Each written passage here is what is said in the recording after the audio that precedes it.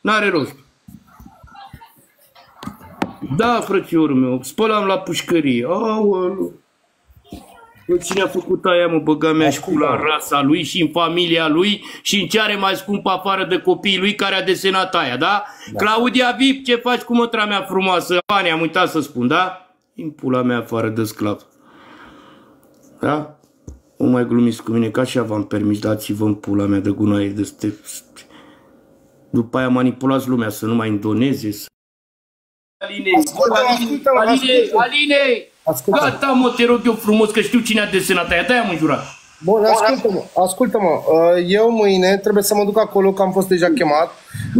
Putem să nu mai mă duc, dar trebuie să ne vedem la o sală de sport să vorbim neapărat. Pentru da, mă, Aline, bine. Îmi spui bine că ai numărul meu, bine? Ce vrei să fie? Ok. Și după aia suntem prieteni, după aia suntem. Bine, mă, Aline, bine. Show vrei? Vrei show? Cum? Să moară fita, vrei show? Sau vrei bătaie pe bune? Pe bune. Tu ești om, te bați cu mine, tu? Nu te bat. Vezi, iar...